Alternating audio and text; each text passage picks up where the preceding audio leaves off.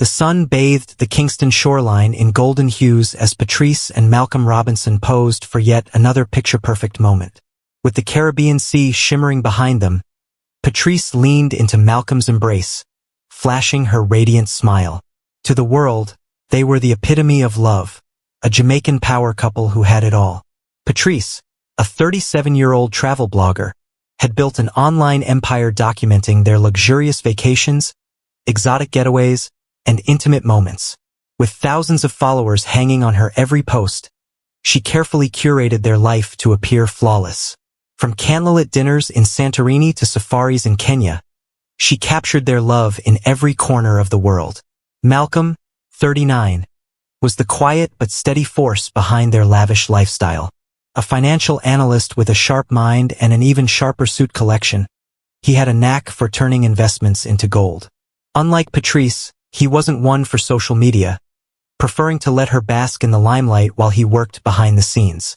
Their love story had started 10 years ago, two ambitious souls who found each other at a corporate event in Montego Bay. Their chemistry had been undeniable, and within a year they were married. To friends and family, they were the ultimate power couple. Successful, attractive, and deeply in love. But behind the perfect Instagram posts and dreamy captions, there were cracks in the foundation. Patrice had a fiery temper. Those closest to her knew she could be impulsive, passionate to the point of recklessness. Malcolm, on the other hand, was calm and calculating, a man who believed in control of money, of emotions, of people. Their arguments were legendary among their inner circle. Friends had witnessed the heated fights, the jealous accusations, the silent treatments that sometimes lasted for days. But they always made up, always posted a smiling photo afterward, always reassured the world that love was still alive. When Patrice announced their next adventure, a romantic getaway to Morocco, everyone admired her. Another dream vacation, her followers gushed. She had no idea that this trip would be their last. The call to prayer echoed through the vibrant streets of Marrakesh as Patrice and Malcolm Robinson stepped out of their taxi and into the heart of the city. The air was thick with the scent of spices, cinnamon, cumin, saffron, mingling with the distant aroma of sizzling lamb from nearby food stalls. Patrice inhaled deeply, her excitement bubbling over as she pulled out her phone to record the moment. "Welcome to Marrakesh, guys. Our Moroccan adventure begins," she chirped into the camera, capturing the intricate mosaics and towering minarets behind her. Malcolm, ever the reserved one, adjusted his sunglasses and gave a small nod to the camera. He had never shared his wife's enthusiasm for social media, but he tolerated it for her sake. Still, there was something different about him this time. His usual quiet nature had taken on a distant edge. He had barely spoken on the flight, responding to her chatter with one-word answers. Patrice noticed. She brushed it off at first, assuming he was just tired from the long journey. But as they checked into their luxurious riad, a hidden oasis with ornate archways, a private pool, and the scent of fresh jasmine in the air, her unease grew. "Isn't this amazing?" she asked, twirling around the intricately tiled courtyard. "Yeah, it's nice," Malcolm muttered, setting down his bag and immediately pulling out his phone. Patrice frowned. She walked over and peeked at his screen, but he angled it away from her. A flicker of suspicion sparked in her chest, but she forced a smile. "Come on, babe. We're in Morocco. Let's enjoy it," she urged, wrapping her arms around his waist. He smiled back, but it didn't reach his eyes. The first few days passed in a blur of sightseeing. Patrice kept up appearances, posting videos of them riding camels through the Sahara, sipping mint tea on a rooftop terrace, and shopping for hand-woven rugs in the bustling souks. But behind the filters and hashtags, things were tense. Malcolm was constantly checking his phone, stepping away to take calls in hushed tones. He was detached, uninterested in their usual romantic traditions. No stolen kisses under the Moroccan sunset, no playful teasing as they explored the city. Patrice tried to ignore it, but her gut told her something was wrong. The final straw came on their third night when they visited a high-end restaurant overlooking Jima Elfna Square. The city lights flickered below as a belly dancer swayed to the rhythm of the drums, but Patrice barely noticed. Her eyes were on Malcolm, who was once again glued to his phone. Frustration boiled over. "Who the hell are you always texting?" she snapped, her voice low but sharp. Malcolm exhaled, setting his phone down. "Relax, Patrice. It's just work." "At 10 p.m.? While we're on vacation," she scoffed. "Do you think I'm stupid?" His jaw tightened. "Not everything is about you." Patrice's blood ran hot. She had planned this entire trip, picked the perfect destinations, booked the best accommodations, made sure everything was flawless. And here he was, treating her like an afterthought. "You know what? If you didn't want to be here, you should have just stayed home." Malcolm didn't reply. He just stared at her with an unreadable expression before picking up his phone again. Patrice clenched her fists. Something was going on, and she was going to find out what. The night air in Marrakesh was warm, but Patrice felt a chill run down her spine as she lay beside Malcolm in their lavish riad. The tension between them had reached its peak after their disastrous dinner, and now Malcolm slept soundly, completely unbothered, while she lay wide awake, her mind racing. She couldn't shake the feeling that something was off. The constant phone checking, the secretive behavior, the emotional distance, it all pointed to one thing. He was hiding something. Her heart pounded as she slowly turned to face him. His back was to her, his breathing deep and even. The soft glow from his phone screen illuminated the bedside table. He had fallen asleep with it still in his hand. This was her chance. With careful precision, Patrice reached over and gently slid the phone from his grasp. Her breath hitched when his fingers twitched, but he didn't wake. Her hands trembled as she unlocked it. The passcode was still the same. What she saw made her stomach drop. A flood of unread messages filled the screen. Patrice's eyes darted to the name at the top, Sasha Redheart. Her pulse thundered as she clicked on the conversation. "Sasha, I miss you already, baby. I wish you were here instead of her." "Sasha, did you think about me tonight?" "Sasha, you know you don't have to stay with her, right? We could have the life we talked about." Patrice's breath came in short, shallow gasps. The latest message had been sent just hours ago, while they were at dinner. She scrolled up, her heart breaking with every word. There were weeks of messages, flirty exchanges, intimate confessions, even explicit photos. And then a bombshell. "Malcolm, just a few more days, baby. I'll handle it." Her mind spiraled. Handle what? The realization crashed over her like a tidal wave. Malcolm wasn't just cheating on her. He was planning to leave her. Patrice clutched the phone, her knuckles white. Rage, humiliation, and betrayal tangled inside her, each emotion fighting for dominance. All those years, all those sacrifices, and this was how he repaid her? A sickening thought crossed her mind. Had he only agreed to this trip as a goodbye? Her hands shook as she put the phone back, exactly as she had found it. She turned onto her back, staring at the ceiling, her body rigid with fury. She had always believed their marriage was strong enough to weather any storm. But tonight, she knew the truth. This wasn't a vacation. It was a betrayal. And Malcolm had no idea what was coming next. Patrice didn't sleep that night. She lay motionless, staring at the ceiling, replaying every moment of their marriage through the lens of betrayal. Every loving glance, every romantic trip, every whispered, "I love you." Was it all a lie? The walls of their Moroccan paradise felt like they were closing in on her. The distant sounds of the city, calls to prayer, the occasional honk of a car horn, the chatter of late-night wanderers, blurred into a dull hum in the background. Beside her, Malcolm slept soundly, blissfully unaware that his world was about to implode. Patrice wanted to scream, to shake him awake and demand answers, but something stopped her. Not yet. She needed to control her emotions. She needed to think. By morning, Malcolm woke up as if nothing had happened. He stretched, yawning as he glanced over at Patrice, who was already out of bed, sitting on the couch, scrolling through her phone. "You're up early," he remarked, his voice groggy. Patrice forced a smile, her fingers tightening around the phone. "Couldn't sleep. Too excited for today." Malcolm nodded, rubbing the sleep from his eyes. He didn't notice the sharpness in her tone, the way her lips barely curled into a smile. Good, he said, standing up and heading for the bathroom. Let's make the most of it. Patrice watched him disappear behind the door, bile rising in her throat. The audacity. He was playing the devoted husband, pretending that everything was fine, while texting another woman in their bed just hours ago. Her nails dug into her palm. She wasn't going to let him humiliate her. She was going to confront him, and it wasn't going to be pretty. Later that evening, as the sun began to set over Marrakesh, Malcolm suggested they visit a rooftop bar overlooking the Medina. Patrice agreed without hesitation. It was the perfect setting. The rooftop was breathtaking, bathed in golden light with a panoramic view of the city. The warm glow of lanterns flickered around them as the sounds of Moroccan music drifted through the air. Malcolm sipped his cocktail, seemingly relaxed, while Patrice studied him, every movement, every flicker of his expression. Then she struck.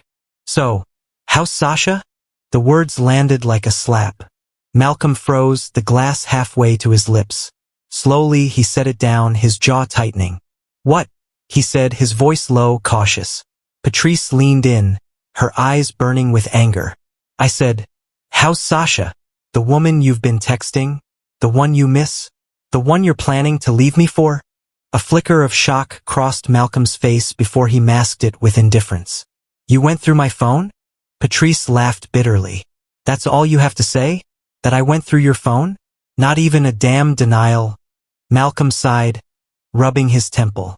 Look, I was going to tell you. When? After this trip? After you got one last vacation out of me before running to your side chick. His silence confirmed everything. Patrice's hands trembled with rage. I gave you everything, Malcolm. I made our life perfect. And you threw it away for some random woman? She's not random, he said, his voice dangerously calm. And maybe if you weren't so obsessed with appearances, you'd have seen that our marriage was already over. Patrice's vision blurred with fury. Over? She let out a humorless laugh. Oh, Malcolm. You have no idea what over really looks like. She stood up abruptly, knocking over her drink. The waiter turned his head, but she didn't care. Malcolm leaned back in his chair, unimpressed. What are you going to do, Patrice? 'Cause a scene? She stared at him, breathing heavily. No, not here. Not yet. Instead, she turned and walked away. But Malcolm should have known. A storm was coming, and he wouldn't survive it. The streets of Marrakesh were alive with the pulse of the city, street performers dazzling tourists, the scent of grilled meats and sweet pastries lingering in the air, the hum of voices blending into an intoxicating rhythm. But inside the walls of their private riad, there was only silence. A thick, suffocating silence that pressed down like a storm waiting to break. Patrice sat on the edge of the bed, her hands gripping her phone, her mind spiraling with the weight of Malcolm's betrayal. The confrontation at the rooftop bar had left her raw, seething with anger that no amount of deep breaths could calm. He wasn't sorry. He wasn't begging for forgiveness. He wasn't even pretending to love her anymore. Malcolm had checked out of their marriage, and he had done it long before this trip. She had been nothing more than a stopgap, a temporary placeholder while he set up his new life with her. Sasha. The name itself made Patrice's stomach churn. From the bathroom, she heard the water running as Malcolm showered, completely unbothered, like he hadn't just ripped their marriage apart. He thinks this is over. He thinks he's already won. Patrice clenched her jaw. Not yet. When Malcolm stepped out of the bathroom, towel wrapped around his waist, he barely spared her a glance. I'm heading out, he said, grabbing his watch from the dresser. I need some air. Patrice turned her head slowly, her face eerily calm. Going to call Sasha? Malcolm sighed, rubbing his forehead.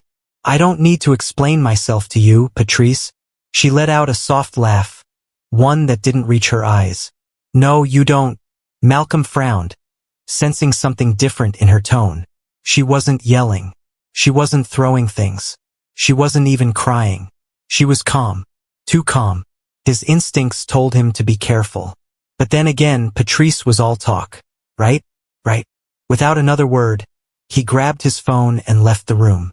As the door shut behind him, Patrice exhaled. Her hand slipped under the pillow, where she had been gripping the cool, smooth handle of the object she had taken from the Riad's kitchen earlier that night. A heavy marble pestle.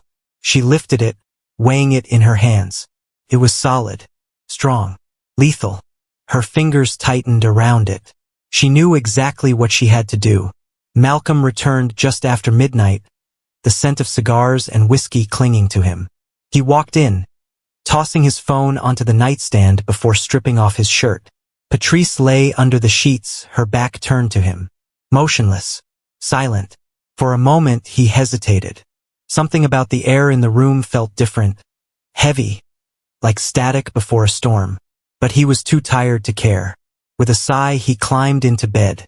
As soon as his body relaxed against the mattress, she moved. With a quick, fluid motion, Patrice swung the marble pestle down onto his skull. The sound was sickening. A dull, wet crunch as bone gave way to impact. Malcolm's body jerked violently, his hands flailing in confusion. His mouth opened, trying to scream, but she was already bringing the pestle down again, and again, and again. Blood splattered across the white sheets, across her hands, across her face.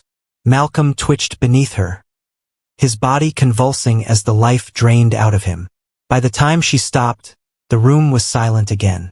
Patrice sat there, panting, her heart hammering in her chest. She stared at Malcolm's unrecognizable face. His skull caved in, his once handsome features reduced to a mangled mess of blood, bone, and tissue. She wiped a streak of blood from her cheek, exhaling deeply. Then, she stood up, calmly walked to the bathroom, and turned on the shower. The storm had passed, and Malcolm Robinson would never betray her again. The warm water cascaded down Patrice's body, washing away the blood, but it couldn't cleanse the adrenaline coursing through her veins. She stood under the showerhead, her hands braced against the tiles, her breath coming in shallow gasps. Malcolm was dead. His blood had already begun to dry on the sheets, the metallic scent filling the air of their once luxurious Moroccan escape. The marble pestle, now slick with crimson, rested on the floor beside the bed, a silent witness to her crime. Patrice closed her eyes, inhaling deeply. She didn't regret it. But now came the hardest part. She had to cover it up. Patrice stepped out of the shower, wrapping herself in a towel. Her reflection in the mirror was unsettling. Her normally composed face was hollow, her dark eyes devoid of emotion. Focus. Think. Be smart. Her first instinct was to run, to get as far away from Marrakesh as possible. But she knew better. Running would make her look guilty. Instead, she needed to stage the scene carefully. She turned back to the bedroom and surveyed the mess. The sheets were soaked in blood. The walls had splatters. Malcolm's body was slumped unnaturally, his head crushed beyond recognition. She needed to make this look like an accident, or better yet, a crime that had nothing to do with her. Patrice's mind raced as she grabbed a pair of gloves from her suitcase. One she had packed for skincare but would now serve a darker purpose. Step 1. Remove evidence of herself. She wiped down the marble pestle with a damp towel, making sure there were no fingerprints. Then, she carefully positioned it on the floor near Malcolm's outstretched hand. If the police found it like this, they might assume a struggle had taken place. Step 2. Fake a robbery. She rifled through their suitcases, tossing clothes onto the floor. She grabbed Malcolm's wallet and phone and placed them near the door, as if a thief had dropped them in a hurry. Then, she took one of the heavy chairs from the corner of the room and shoved it over, knocking a lamp onto the ground. The crash echoed in the silence of the Riad. Step 3. Create an alibi. Patrice took a deep breath. She needed to be seen.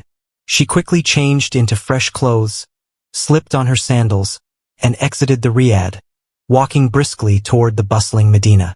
The sounds of music and chatter filled the air as she found a crowded cafe and sat at a table near the entrance.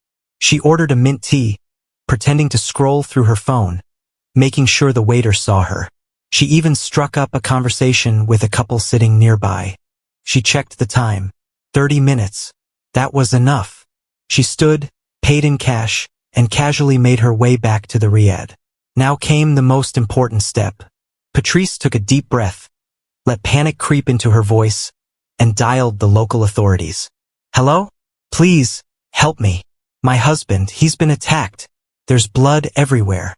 I don't know what happened. Her voice cracked, the perfect imitation of a traumatized wife. The operator responded quickly, assuring her that police were on the way. Patrice dropped the phone and let out a scream, loud enough for anyone passing outside to hear. Then, she sank to her knees beside Malcolm's body, making sure to smear his blood on her hands and dress, just enough to make it look like she had tried to help him. Within minutes, the sound of sirens filled the night air. Patrice let out a shaky breath and whispered to herself, "It's done." The sirens grew louder, echoing through the narrow alleyways of Marrakesh. Patrice sat on the floor, her hands trembling as she stared at Malcolm's lifeless body. She had rehearsed her reaction in her head. A grieving wife, shocked and devastated, caught in the middle of a nightmare. She had done everything right. She had staged the crime scene. She had created an alibi. She had made the perfect call for help. So why did she feel like something was slipping through her fingers? The heavy pounding on the door made her heart jump. "Police! Open the door!" Patrice inhaled deeply and scrambled to her feet.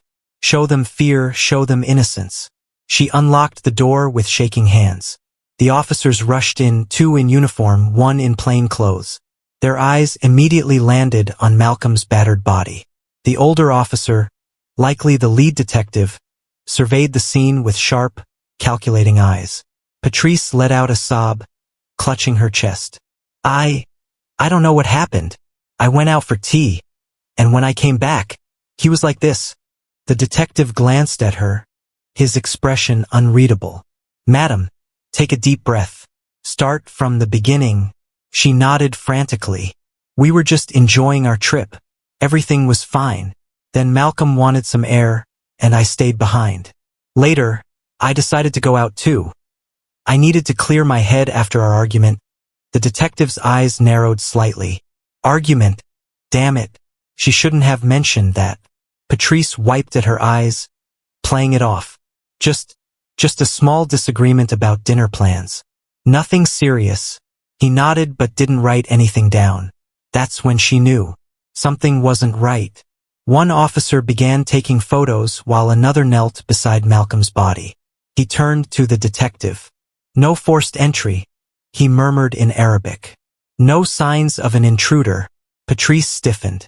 She had staged a robbery, but she hadn't broken anything. A real break-in would have had shattered glass, a jimmied lock.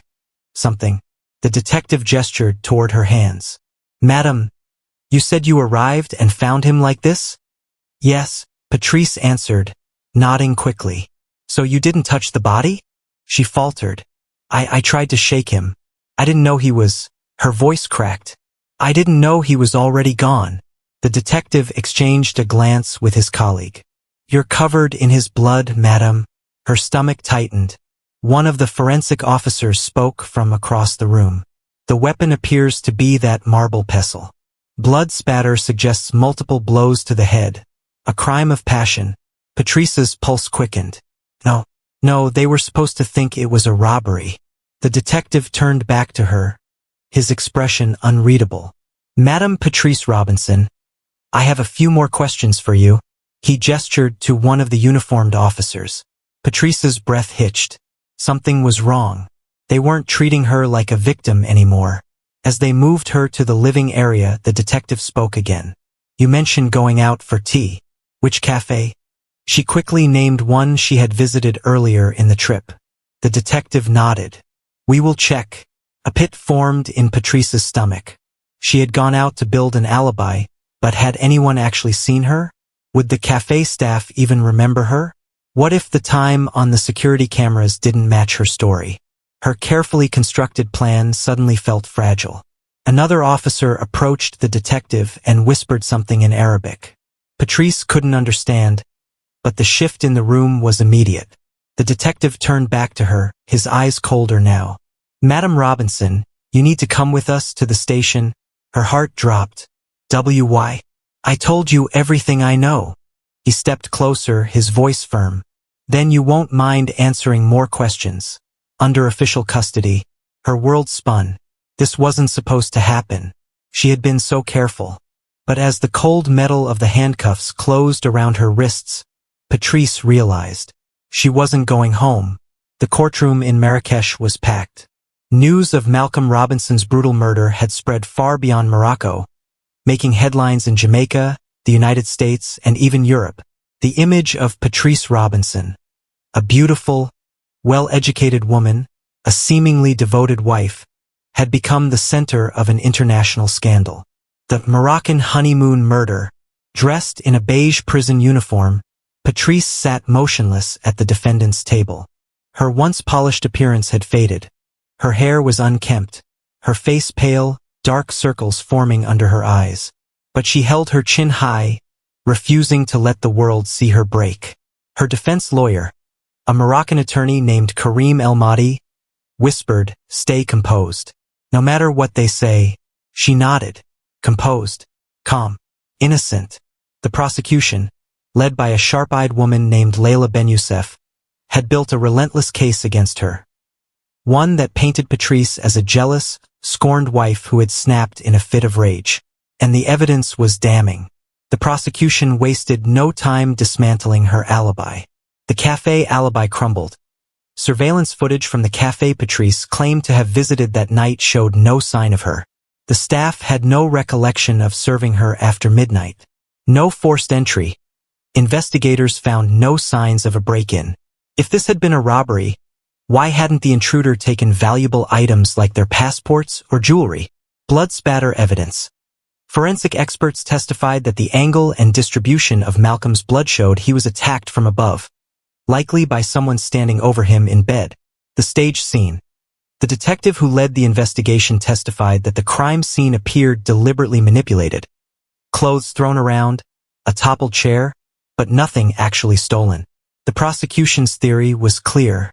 Patrice had discovered Malcolm's affair, confronted him, and when he didn't show remorse, she snapped, bludgeoning him to death in a violent, rage-fueled attack. Her lawyer fought back, arguing that there was no eyewitness placing Patrice at the scene of the crime at the time of death. A robbery gone wrong was still plausible. Even if nothing was stolen, the attacker might have been interrupted.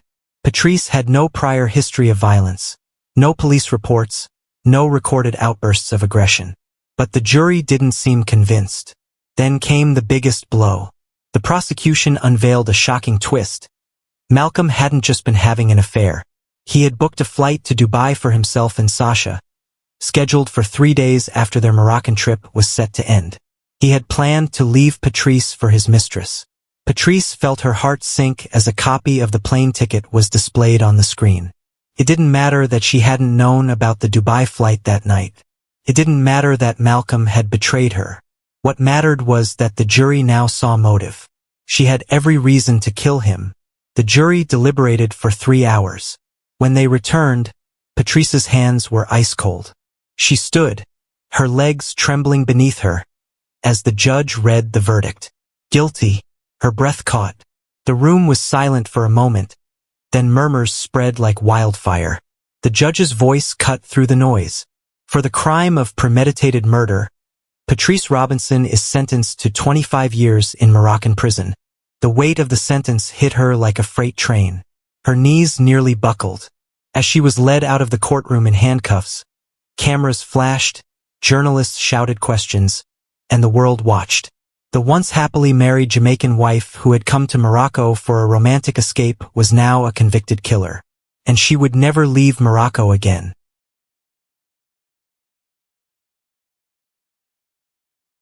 Monique Chambers grew up in the heart of St. Catherine Parish, Jamaica. A confident, educated woman with a big laugh and an even bigger heart. She had dreams of owning a beauty spa and becoming a motivational speaker for young women. At 29, she was already a licensed esthetician and ran her own mobile beauty service, Glow with Monique. Her business took her into the villas and resorts of Montego Bay's elite, where she offered facials and massage therapy to vacationers and locals alike. Monique wasn't looking for love. Her focus had always been independence, financial, emotional, spiritual. But love, as they say, often shows up when you least expect it. And love, it seemed, came in the form of Dwayne Barrett. Dwayne, 33, was a polished and charming Montego Bay real estate broker. He was the type of man who made heads turn when he walked into a room. Tall, light-skinned, always impeccably dressed, and disarmingly smooth. He was known for flipping high-end villas along Jamaica's north coast and networking with foreign investors. Many women in the area whispered about him, some with admiration, others with warning. He met Monique at a beach party in Ocho Rios, hosted by a mutual friend in late 2022. Monique had been hired to provide massage services at the event. Dwayne noticed her across the sand, barefoot, focused, confident. He approached her with his signature smile and a rum punch in hand. "You work magic with those hands," he said. "I only work on clients," she replied, smirking. "So let me become one," he said. "Of your heart." It was corny, but it worked. That night, they walked along the shoreline under the stars, laughing about their childhoods, their dreams, and their shared love for 90s reggae. Dwayne spoke of building a real estate empire that could be passed down to his children. Monique shared her vision of creating a self-care sanctuary for overworked women. They clicked, not just physically but emotionally, spiritually. Over the following weeks, they became inseparable. Dwayne sent flowers to her house, took her on surprise trips to Kingston, and introduced her to his friends and colleagues. He spoke highly of her on social media, captioning their photos with phrases like, "My queen crown," and "God sent her to me." To the outside world, their relationship was goals. By March 2023, just 4 months after they met, Dwayne took Monique on a romantic weekend getaway to Treasure Beach.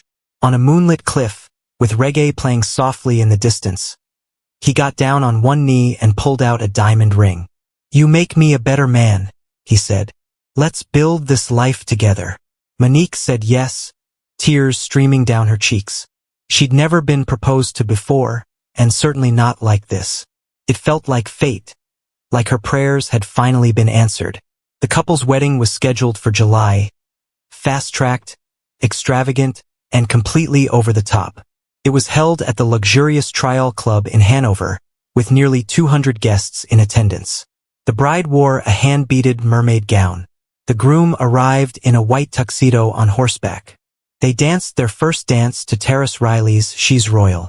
Photos from the event went viral across local wedding pages, even drawing the attention of lifestyle influencers.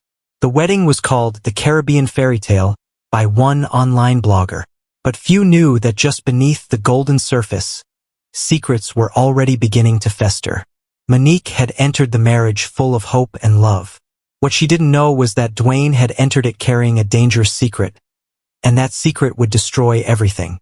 From the outside, it looked like a dream continuing to unfold. Just days after their extravagant wedding at the Trial Club, Monique and Dwayne Barrett jetted off to the luxurious Rock House Hotel in Negril, an award-winning cliffside resort nestled on the western tip of Jamaica. It was a honeymoon destination straight out of a romance movie. Turquoise waters, private villas overlooking the ocean, candlelit dinners, spa treatments, and a suite carved into the volcanic cliff itself. Everything screamed exclusivity, privacy, and intimacy. Dwayne had spared no expense. The honeymoon package included couples massages, private chefs, and sunset cruises. He made a show of it too, posting stories on Instagram with captions like, "Just married my queen," "Honeymoon mode," "Activated ring desert island," hashtag Mr. and Mrs. Barrett. Monique, still wrapped in the warmth of her wedding glow, posted selfies with Dwayne kissing her cheek, videos of them sipping champagne by the infinity pool, and slow-motion clips of her twirling in her silk robe. But what the camera didn't capture told a far different story. It started with small things most people would overlook. Dwayne's phone, once always within Monique's reach, was suddenly glued to him. He kept it on silent. He began facing the screen away from her, even while sleeping. On the second night, during a romantic private dinner, his phone buzzed continuously. He glanced at it and paled slightly. Then, he excused himself from the table, muttering something about a work emergency. Monique watched him walk away, phone in one hand, voice lowered, pacing along the resort's wooden walkway in the moonlight. He was gone for 25 minutes. When he returned, she asked him directly, "Who keeps calling you at 9:30 at night?" "It's our honeymoon." Dwayne chuckled and kissed her forehead. "Baby, you know how it is. Real estate don't sleep. This Japanese investor's on a different time zone." She laughed it off at first. Maybe she was being paranoid. He was ambitious. That's one of the things she loved about him. But over the next 2 days, the odd behavior escalated. He would step out of their villa early in the mornings, claiming he was taking calls in peace. He would return from these walks sweaty, distracted, sometimes angry. Monique noticed he was checking his phone after almost every interaction, even when they were at the beach or lounging in the hot tub. And then came the slip-up. On the 5th day of their honeymoon, Monique borrowed Dwayne's iPad to order room service. The iPad, which he used for work, was connected to his iCloud, and within seconds, a string of messages popped up in the corner of the screen. "Tanisha Miles, you said you would call me today. Stop ignoring me. You just married her, but you said it changes nothing." Another message followed. "Tanisha Miles, the baby needs diapers. I had to borrow money again. You're acting brand new now that you said, 'I do.'" Monique's heart stopped. The iPad trembled in her hands. Who was Tanisha? What baby? What promise? She stared at the messages, frozen. More came through. "Tanisha Miles, you said you'd take care of us. Don't forget where your heart really is." Monique put down the iPad slowly, her fingers shaking. She didn't scream. She didn't cry.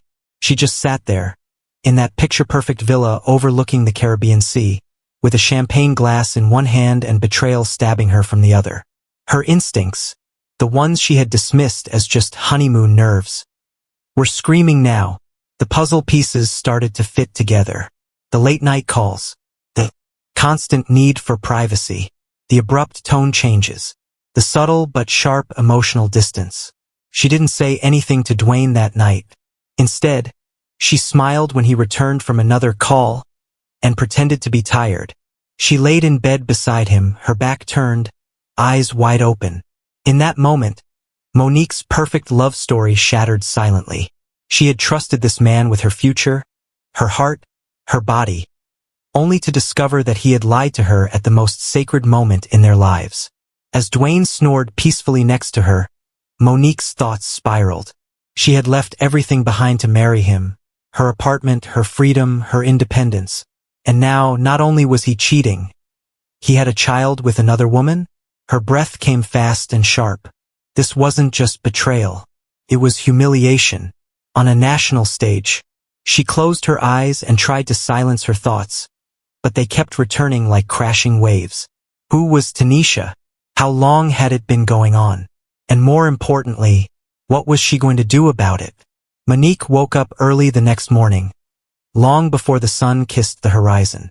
Dwayne was still asleep, sprawled across the king-size bed with a faint smile tugging at his lips, like a man without a care in the world.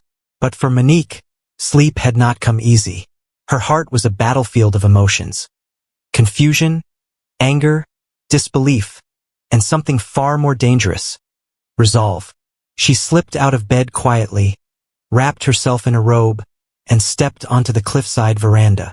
The ocean breeze was soft, almost soothing, but inside her, a storm was beginning to rise.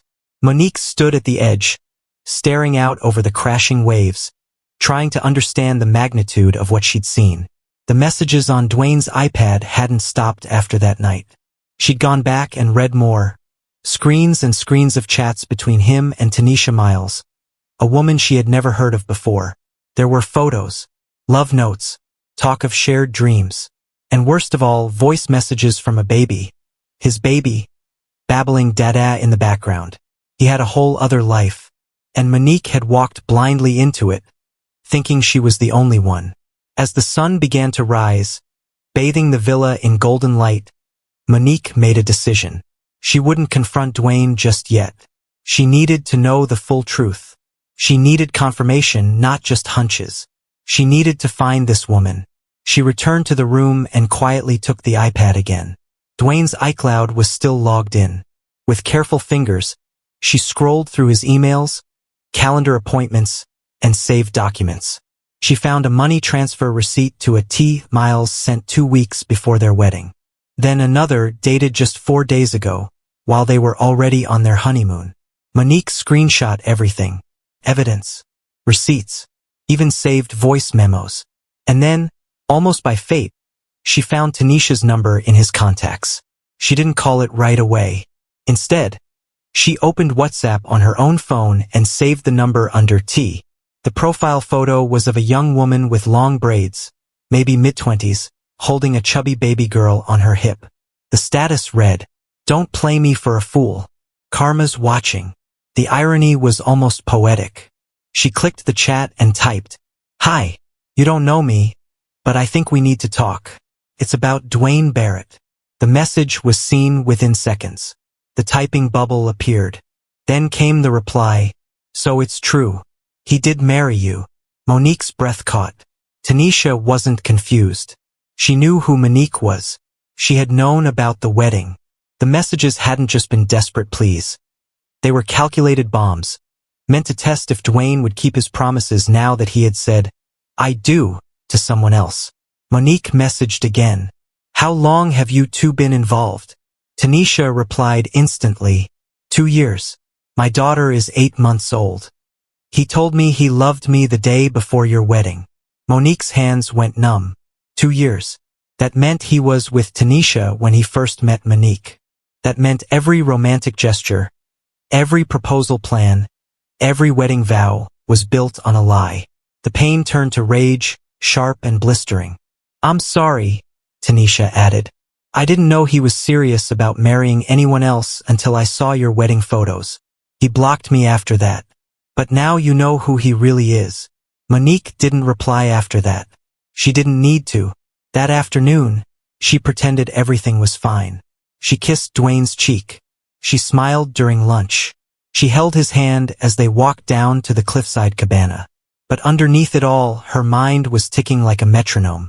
She watched him closely now, the way he shifted his gaze when certain notifications lit up his screen, the way he rushed through conversations about their future, how his answers didn't always line up. Dwayne, oblivious, continued playing the role of doting husband. He had no idea Monique was unraveling his lies from the inside out, and that very soon everything was going to explode. As they sat beneath the swaying palm trees that evening, sipping cocktails and listening to soft reggae playing in the background, Monique leaned in and whispered gently into Dwayne's ear, "Tell me, baby, is there anything I should know before we leave this place?" He laughed, his arm lazily draped across her shoulder. "Nah, love, just that I've never been happier." Monique smiled and kissed his cheek, her lips lingering just a second longer than usual. But her smile didn't reach her eyes, because in that moment, with the whispering winds swirling around them and the setting sun casting long shadows across the deck, Monique made up her mind. If Dwayne wouldn't come clean, she would force the truth out one way or another. The next morning was unusually still. The gentle rustling of the sea breeze through the palms was gone, as if the island itself was holding its breath. The water that had once sparkled like liquid crystal was now a sheet of gray-blue glass. Inside Villa 12, Monique stood at the edge of the balcony with her back to the bed, where Dwayne was still snoring. She had barely slept. Her mind had been consumed with spiraling thoughts, memories of their courtship, the wedding, the vows he had whispered in her ear just a week ago. All of it tainted. Her chest burned with betrayal. But underneath the pain, something darker brewed, something unrecognizable, even to her. A woman pushed too far, cornered, humiliated. The smile she wore was a mask. Underneath it was fury, sharp as a blade. Dwayne finally stirred, grunting as he rubbed the sleep from his eyes. "Damn, I feel like I slept for 12 hours, he mumbled, stretching. Monique didn't turn around. "You did." He yawned and walked toward her, wrapping his arms around her waist. She stiffened, just slightly. He didn't notice. "Want to go down to the beach today?" he asked. "Maybe grab some jet skis?" She nodded. Yeah, that sounds perfect. 2 hours later, the couple strolled hand in hand toward the private cove just below the resort, past the spa and massage rooms, down a winding stone path that led to the secluded beach. The water lapped at the shore gently. A few other honeymooners were sunbathing in the distance, but otherwise the place was deserted. Monique wore a crimson bikini beneath a sheer black cover-up. Her sunglasses masked her expression, but her jaw was clenched tight. She had a plan now. She had called Tanisha again that morning. Their brief conversation confirmed everything she feared. Dwayne had not only lied, he had promised to take care of Tanisha and their child, even after marrying Monique. He's a snake, Tanisha said. You should have seen it sooner. Now Monique saw everything clearly. After all she gave up for him, her business, her independence, her pride, this man had made her look like a fool. As they set up a beach towel and umbrella, Monique pulled a small cooler from her tote bag. I packed us drinks, she said sweetly. Thought we could have our own little beach picnic. Dwayne grinned. You're spoiling me. She handed him a bottle of Red Stripe beer and twisted off the cap of her pineapple rum. They toasted in silence. She watched him sip from his bottle, completely unaware of what was coming. An hour passed. Then two. They swam. They laughed. They kissed in the surf. And then, when they were both dry and lounging under the umbrella, Monique turned to him and said in the calmest voice imaginable, Who is Tanisha? Dwayne's head jerked slightly. The color drained from his face. What? Tanisha. And the baby. You said you'd take care of them. Even after we got married. Dwayne blinked fast, his lips parting without words. He looked caught between fight and flight. You've been spying on me? I saw your messages. Your voice notes. Your bank transfers. I know everything. Dwayne sat up, defensive now. Look, baby, it's not what you think.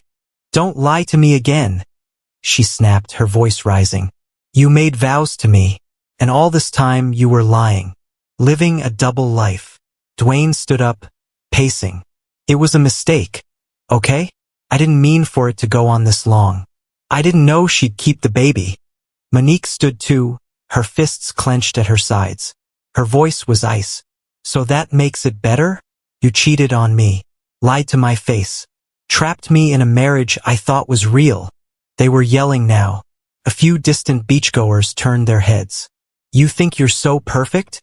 Dwayne barked. You think I didn't sacrifice for you too? You think you didn't come with your own baggage? I was loyal, she screamed. I was faithful. I left everything for you. Something inside Monique snapped. A month ago she would have walked away. But here, in this moment, on this beach where they were supposed to celebrate love, all she felt was rage. Pure, primal, consuming. And then it happened.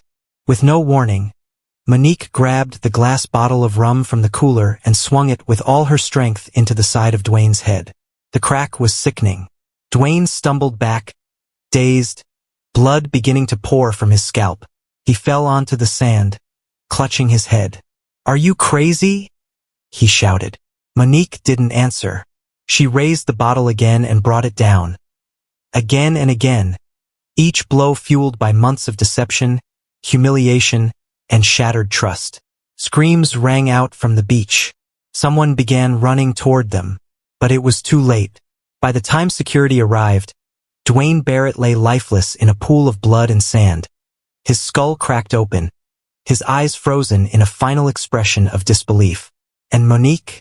She just stood there, the broken neck of the bottle still in her hand, her face expressionless, as if something inside her had finally gone silent. Screams echoed from the beach. Staff members sprinted down the narrow stone paths. Other guests stood frozen in horror, clutching towels to their chests and shielding their children's eyes. What was meant to be a honeymoon paradise had transformed into a crime scene. Monique stood in the center of it all, her crimson bikini soaked with blood, her right hand still clenched around the jagged neck of a broken rum bottle.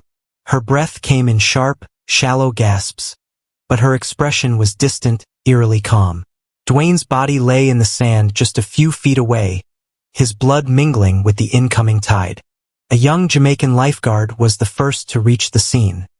His face contorted with shock as he dropped to his knees and checked Dwayne's pulse.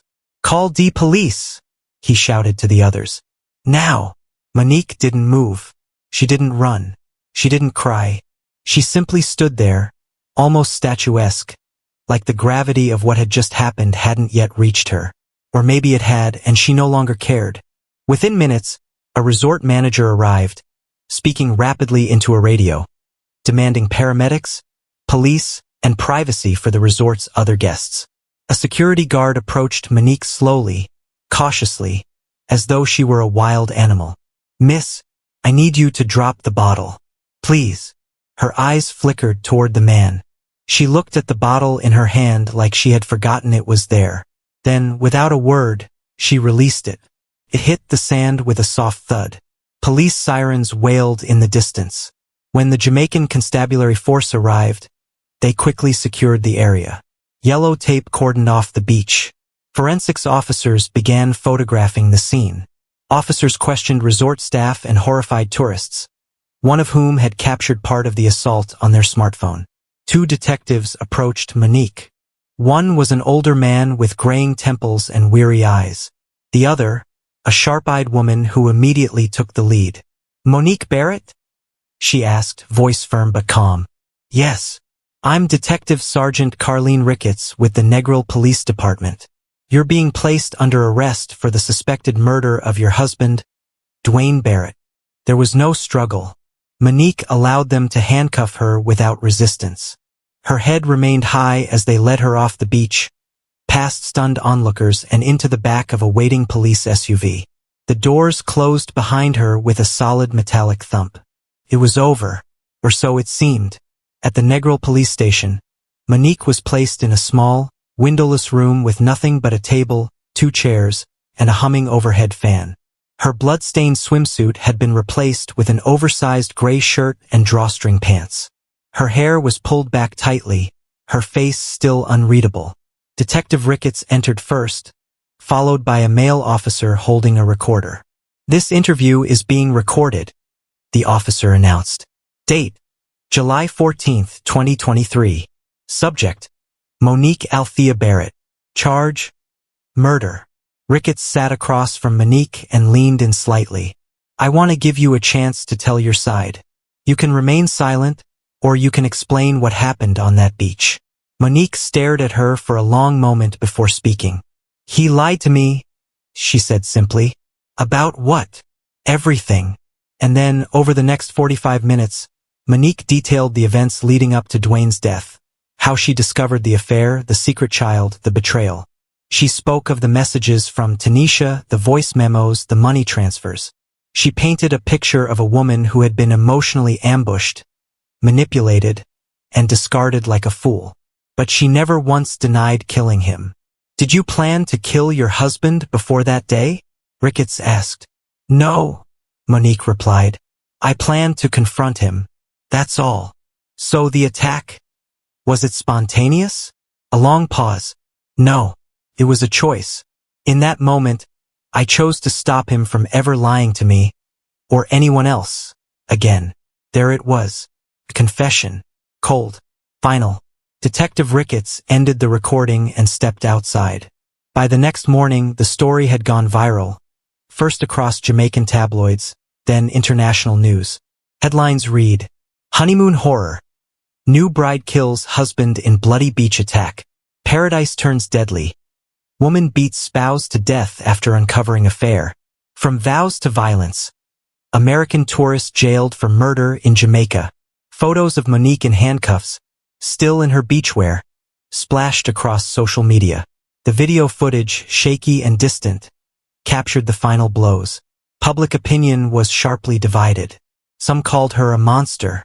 Others, a woman pushed beyond her limits. Meanwhile, back in the United States, friends and family of the couple were blindsided. Monique's sister, Kayla, told reporters, "I spoke to her the day before she left. She said she was the happiest she'd ever been. This doesn't sound like her." Tanisha Miles refused to speak to reporters. But her silence said enough. In the days following her arrest, Monique was transferred to a women's detention center near Montego Bay. She was held without bail, pending a formal charge of first-degree murder. Her defense attorney, a sharp-tongued Kingston woman named Nadine Wallace, issued a brief statement. "My client suffered emotional trauma from a profound betrayal. We intend to present all relevant evidence at trial. This was not premeditated murder. It was the consequence of psychological torment." But the prosecution saw it differently. They pointed to the screenshots, the WhatsApp messages, the recorded voice note where Monique said, "If he won't come clean, I'll force the truth out, one way or another." It sounded like a threat. It sounded like intent. And if found guilty, Monique Barrett could face life imprisonment in Jamaica. The courtroom in Montego Bay was packed. Monique stood in the defendant's box, wearing a beige suit and handcuffs. Her face was calm, but her eyes betrayed exhaustion. The prosecutor argued that she acted with rage and premeditation, not self-defense. They showed photos of Dwayne's injuries, the blood-soaked sand, and played the chilling voice message where she hinted, "If he won't tell me the truth, I'll make him." Her lawyer claimed emotional abuse, betrayal, and mental breakdown. "This was a woman shattered by lies," she said. The jury listened carefully. Tanisha Miles was brought in to testify. She wore sunglasses and kept her answers brief. "Yes, I had a relationship with Dwayne," she said. "Yes, I have his child. He promised to leave Monique, but never did." She admitted she sent the messages to Monique. The courtroom fell silent as Monique stared at her. No tears, just pain. After 3 days of deliberation, the jury returned. Guilty of manslaughter, not murder. The court accepted that Monique acted in the heat of passion, not with full intent. The judge sentenced her to 12 years in prison. She showed no emotion, just whispered, "Thank you," to her lawyer. Monique adjusted to life in prison. She taught English classes to other inmates, kept to herself, and wrote often in a small leather notebook. No visitors, no calls. Her sister Kayla visited once, bringing photos of their childhood. "You were always the smart one," she said. "I'm sorry it ended like this." Dwayne was buried in Kingston. Few people attended. His parents didn't speak publicly. Tanisha moved away and changed her number. The honeymoon resort tightened its security and quietly removed the beachfront cabana where it happened. Tourists still came, unaware of the blood-stained history.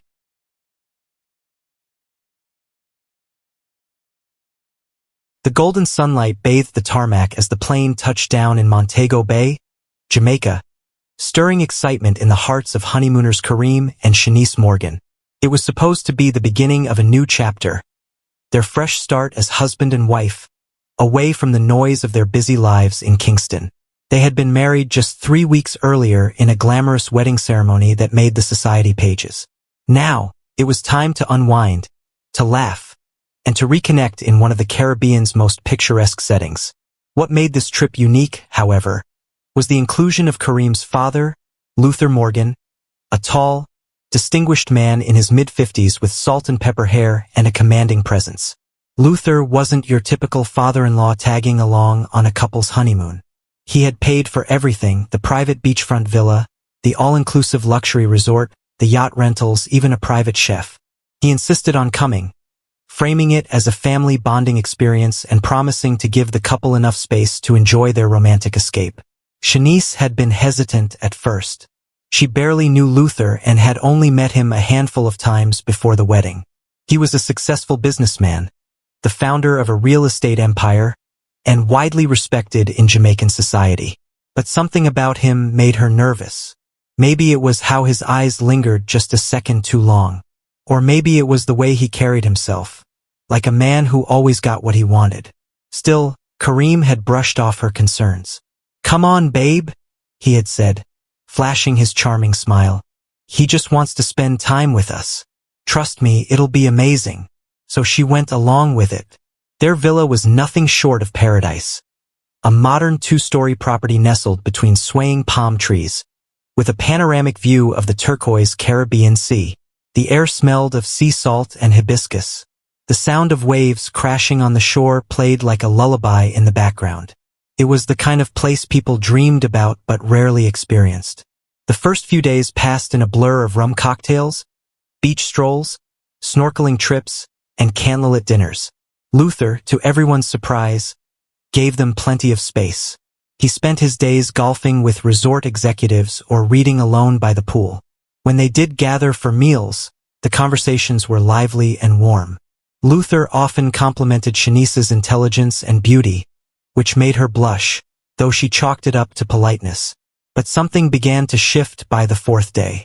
Kareem, ever the workaholic, started taking conference calls in the villa's office, leaving Shanice alone for hours. That's when Luther began to make himself more available, inviting her to breakfast while Kareem worked, offering to show her around the private beach, even asking about her past before Kareem.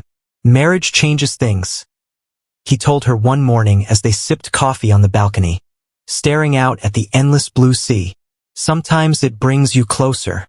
Sometimes it exposes cracks you didn't know were there. Shanice wasn't sure how to respond, but deep down, she felt it.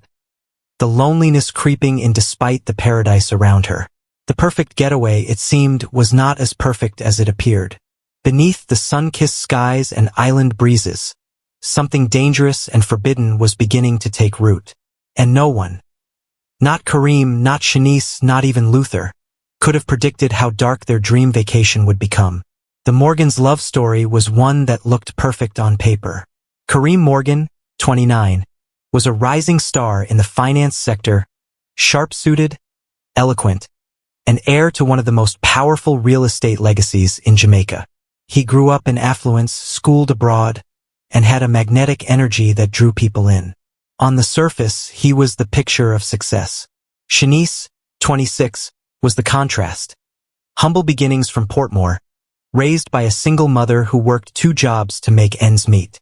Shanice had fought her way to a scholarship, earned a degree in communications, and carried herself with grace and quiet confidence. When she met Kareem at a charity gala 2 years ago, it felt like fate. A whirlwind romance followed. He showered her with gifts, took her to elite functions, and told anyone who'd listen how she made him a better man. But even before the wedding, there were warning signs.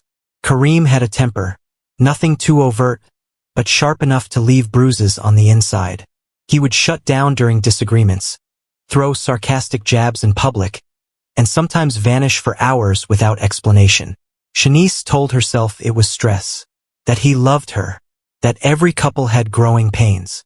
She clung to the dream of what their marriage could be, not what it was becoming.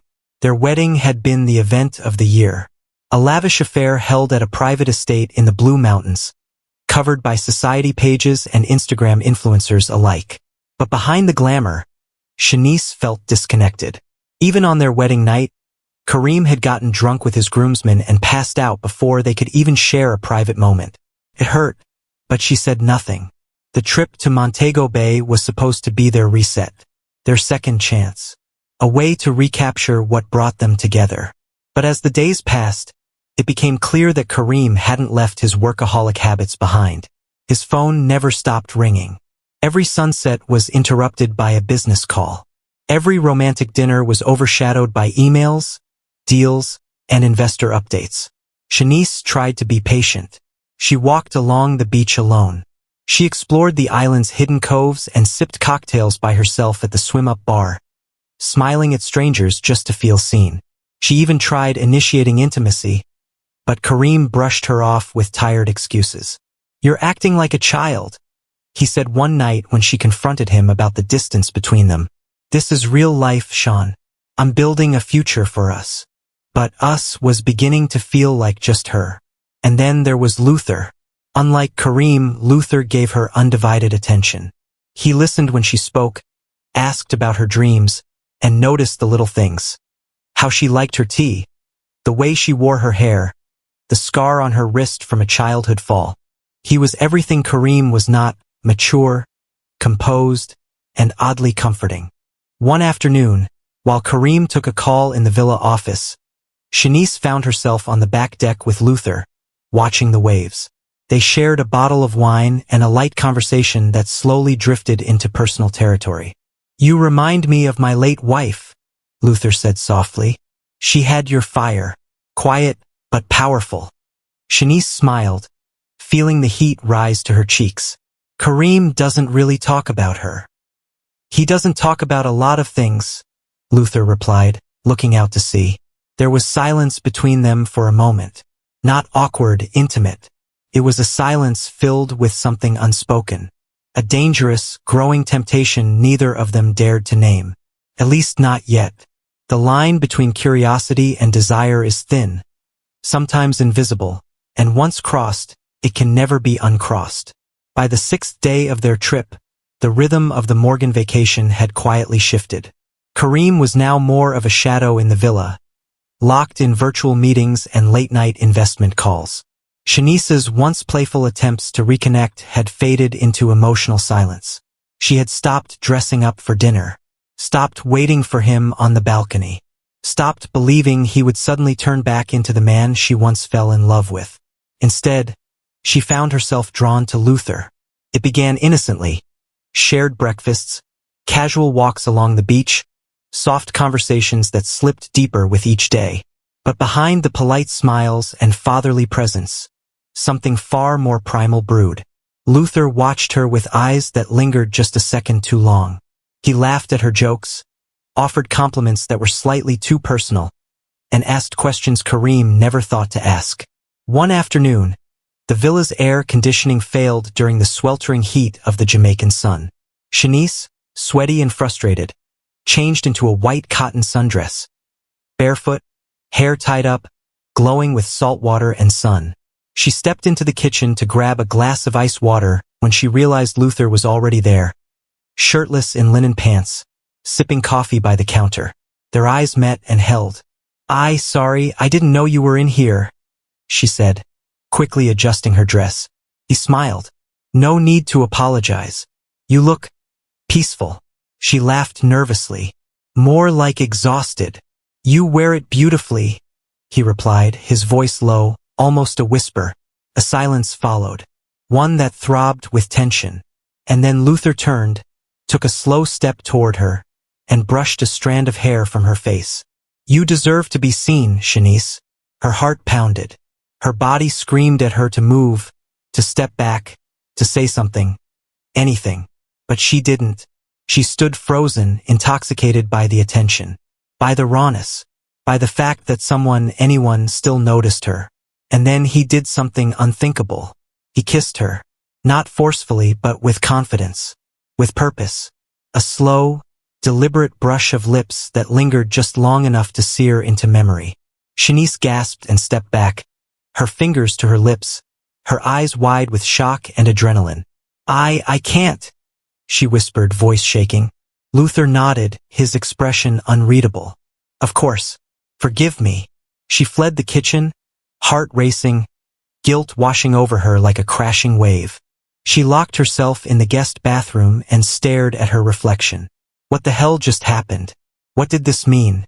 But despite the shame and confusion, there was another feeling simmering beneath it all. Something far more dangerous than guilt. Desire. Luther hadn't just awakened something in her. He had ignited a fire she didn't know existed. One that had been smothered by neglect, indifference, and emotional starvation. She had tried for so long to be the perfect wife, to make her marriage work. But now, for the first time in months, she felt alive. That night, Kareem didn't even ask where she'd been. He was too busy reviewing numbers on his laptop, too lost in a world where love had no place. Shanice lay beside him, eyes open in the darkness, her mind replaying the kiss again and again. A door had been opened, and she wasn't sure she wanted to close it. Once the seal was broken, nothing could hold back the tide. The kiss had been brief, but its effects lingered like perfume on the skin. Shanice couldn't erase it, couldn't pretend it hadn't happened. And most dangerously, she didn't want to. In the days that followed, she and Luther fell into a secret rhythm, an unspoken dance that crackled with tension and possibility. They never addressed the kiss again directly, but everything changed after it. How they looked at each other, how they moved in each other's presence, how the air thickened when they were alone. Even the smallest brush of fingers when passing a dish or reaching for a towel felt electric. The opportunity came quicker than either of them expected. It was a humid Wednesday night. Kareem had stormed out of the villa after a heated phone call with his business partner. He didn't tell Shanice where he was going, just grabbed his keys and left, slamming the door hard enough to rattle the wine glasses. Shanice stood at the doorway, shaking, the sting of his cold words still fresh. "You're lucky I brought you here at all." Luther appeared behind her, concern etched across his face. "You okay?" She turned slowly, tears welling in her eyes, her chest heaving. "I don't know what I'm doing anymore." Without thinking, he pulled her into his arms. And this time, she didn't resist. His embrace was warm, steady, safe. She buried her face into his chest, breathing in the musky scent of his skin, letting the walls she'd built up for months collapse all at once.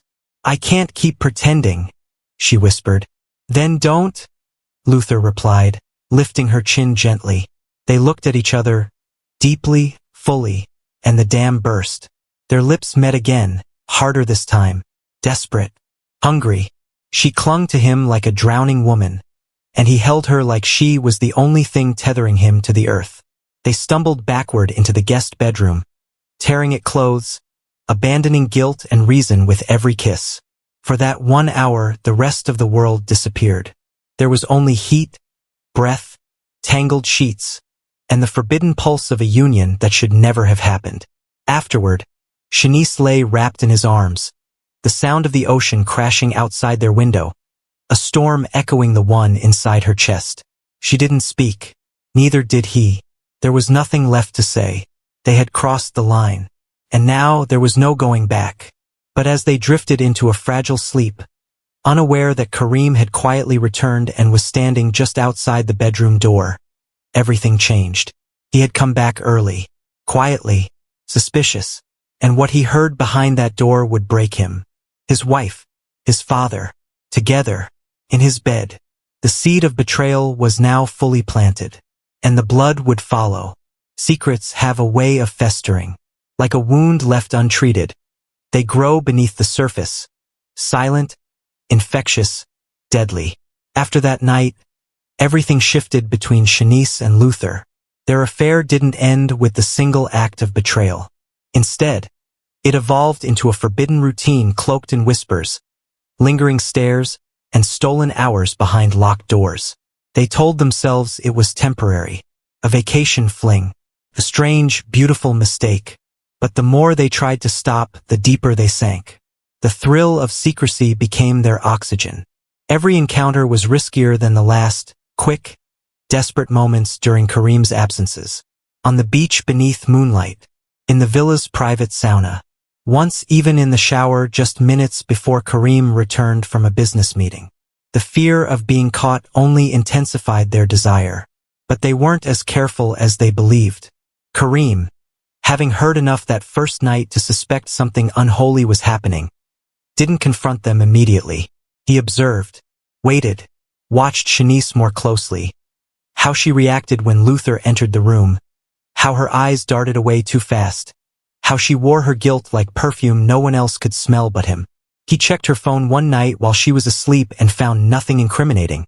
Just cleared call logs, unsent drafts, and deleted messages. He began to suspect that whatever was happening between them went beyond lust. And he wasn't wrong. Because while the affair started with heat, it was quickly becoming something more complicated. Dangerous even. Shanice wasn't just falling for Luther's touch. She was beginning to romanticize it all. The way he listened to her. The way he spoke to her like she mattered. She told herself this wasn't just about sex. It was love. Real love. And after months of feeling like a ghost in her marriage, that illusion was a drug. But then came the morning she missed her period. First, she dismissed it. The stress, the change in routine, the travel. But when a second week passed with no sign, her chest tightened with dread. A late-night trip to a pharmacy in town confirmed what she feared. She was pregnant, and the timing made it undeniable. This child could not be Kareem's. She stared at the test in the bathroom, hands trembling, stomach twisting into knots. The realization hit her like a hurricane. This wasn't just a secret now. It was a life, a symbol of everything she had done, of everything she had broken. Luther was in shock when she told him. "We need to leave," he whispered, pacing the balcony under the cover of night. "We tell Kareem after the trip. We'll face it like adults. We'll raise the baby together if we have to." "Raise the baby together?" she asked, barely able to speak. "Do you even hear how insane this sounds?" But the truth was, part of her wanted that. She imagined escaping with Luther, starting over, building a life free from the shame, the lies, the weight of her fractured marriage. She told herself it might be possible. What she didn't know was that Kareem had found the test too, hidden at the back of the bathroom drawer, behind travel lotions and feminine products. He didn't confront her, not yet, but that night, as he stood in the dark hallway watching her whisper on the balcony to his father, her hand grazing her stomach as if protecting something, his heart didn't just break, it hardened. What grew inside Shanice wasn't just a child. It was the beginning of a storm that would leave blood in its wake. The heart can only bend so far before it snaps. Kareem Morgan had always seen himself as a man in control. Methodical, focused, calculated. He built his fortune on precision, never letting emotions dictate his actions. But now, standing beneath the swaying palms of their luxury villa, watching the two people he trusted most share intimate glances and hidden touches, that control began to unravel thread by thread. It wasn't just betrayal. It was annihilation of his identity, his wife, his father, and now a child, one he didn't father. For days he said nothing. He wore a mask so perfect that even Shanice believed he might still be too distracted by work to notice her emotional absence. But beneath the surface, Kareem was unraveling. He stopped eating, barely slept. He'd begun drinking quietly, neat rum at noon, whiskey by dusk. On the 10th day of the trip, he sat alone by the pool, his eyes glazed over, watching the waves roll in like they had answers. In his hand was an old family photo, him, Luther, and his late mother, smiling under a mango tree back in Kingston. It had once brought him peace. Now it made him sick. That night, he waited until Shanice had fallen asleep in their room, exhausted from yet another lie. He slipped out, walked to the guest room, and stood silently at the door. Inside, Luther lay awake. They hadn't spoken in days. Kareem opened the door slowly. Luther looked up. "Something wrong, son?" Kareem stepped in, shut the door gently behind him, and stood there in silence for a long, tense moment. Then softly he said, "You knew how unhappy we were. You watched our marriage fall apart. You gave me advice, told me to fight for her. All the while, you were waiting to take my place." Luther's face tightened. "It wasn't like that." "No." Kareem's voice trembled. "Then tell me what it was like, because from where I'm standing, it looks like you stole my wife and got her pregnant." Luther stood, calm but wary. "It wasn't planned. It just happened." Those words lit the fuse. Kareem lunged, fists clenched, fury exploding. The two men crashed into the nightstand, sending a lamp flying. Luther pushed him off, but Kareem came back harder. Punches flying, a growl rising from deep within his chest like an animal finally unchained. "You were supposed to protect me," Kareem screamed. "You were my father." Their fight was savage, raw, primal. The years of repressed pain, abandonment issues, betrayal, and rage came spilling out in fists and fury. Blood splattered against the white walls, echoing grunts of pain mixing with the crashing of furniture. Shanice woke to the sound of it, bolting upright in bed, her heart pounding. She ran to the guest room and pushed the door open, and stopped cold. Kareem stood over Luther, blood on his knuckles, tears streaming down his face. His father lay slumped against the corner wall, breathing ragged, his face swollen and bleeding. Shanice screamed, "Stop! Kareem, please!" He turned to her, eyes wild, filled with betrayal and something far darker. "Why?" he asked, voice barely above a whisper. "Why him?" Tears streamed down her face. I don't know. He staggered back, grabbed the edge of the dresser for balance. Then, quietly, he muttered, "It's all gone. Everything. It's all gone." Kareem didn't say another word. He stepped out of the room, walked down the hallway, and disappeared into the shadows of the villa. No one slept that night. The silence that followed was louder than the violence that came before it. The dream vacation was over. Something had broken and no one knew how to fix it. But worse was still to come, because broken men make dangerous choices, and the blood had only just begun to spill. The morning after the violent confrontation, the villa felt as though it had been abandoned. The air was thick with tension, the remnants of last night's destruction still visible. Furniture knocked over, bloodstains on the carpet, and the distant sound of waves crashing against the shore now seemed like a cruel mockery of the peace that once was. Kareem didn't return to the villa. Shanice and Luther waited in a kind of numb limbo, too afraid to speak, too afraid to make any decision. Luther sat silently by the window, his body bruised, his face a canvas of guilt and shock. Shanice paced back and forth, her thoughts spiraling.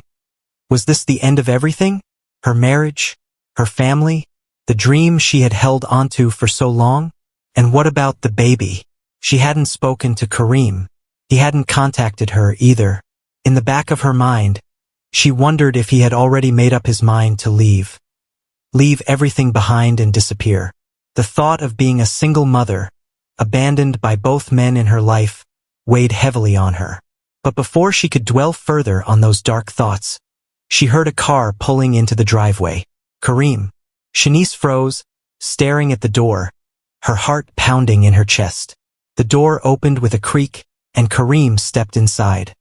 His clothes disheveled, his eyes hollow, as if the soul had been sucked from his body.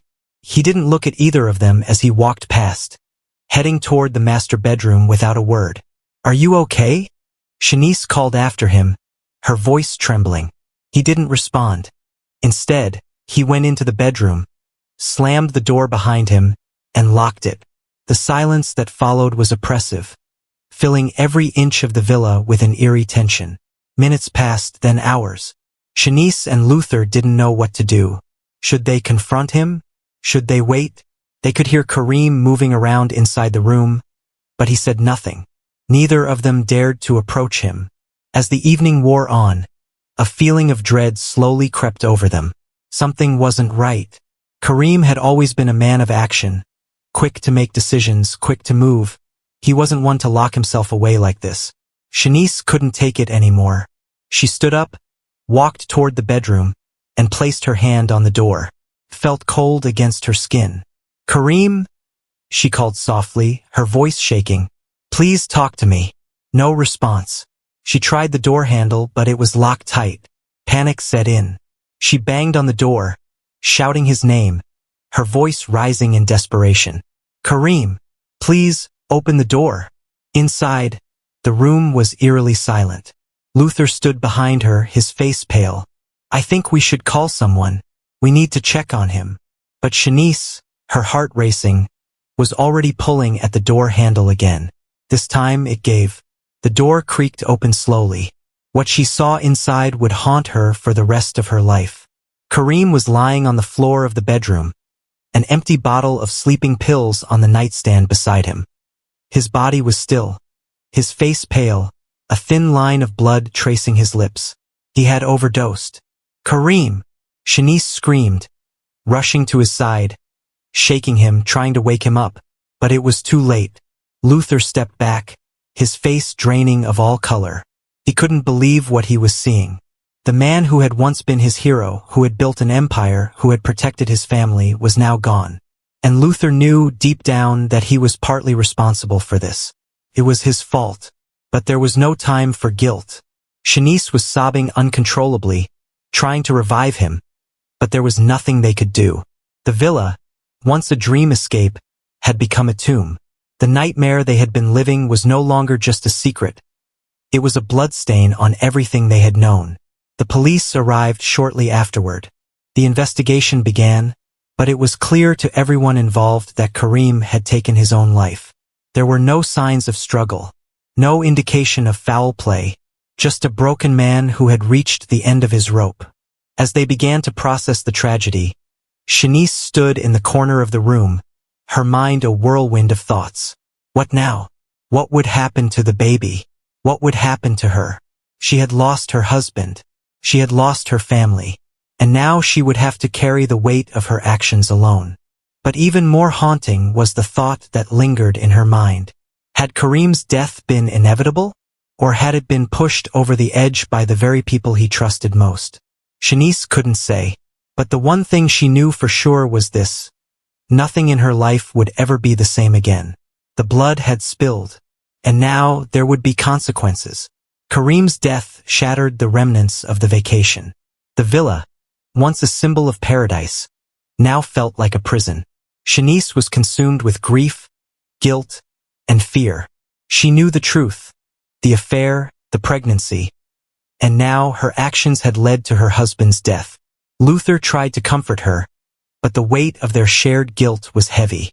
The police investigation was swift, ruling Kareem's death a suicide, but whispers of infidelity and betrayal lingered.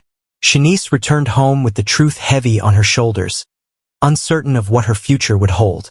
Months passed, and life slowly returned to normal, but it was never the same. Shanice kept her pregnancy a secret from her family and friends, hiding her growing belly behind loose clothing. Luther remained distant, guilt-ridden, and isolated. The affair was a whispered rumor, but no one truly knew the extent of it, until Shanice's family discovered the truth. Her parents confronted her. They were horrified by her actions, especially by the involvement of her father-in-law. The judgment was harsh, the relationship irreparably damaged. Shanice gave birth to a baby girl, but her joy was clouded by the consequences of her past. She moved back to Kingston to start over, leaving the memories of her husband's death and her affair behind. She tried to rebuild her life, but Luther never returned. The father of her child, the man she had once fallen for, had disappeared, leaving her with only the child and the echoes of their shattered past. As Shanice looked at her daughter, she knew that her life would never be the same. The secrets, the lies, the pain, they would always be a part of her, woven into the fabric of her new life.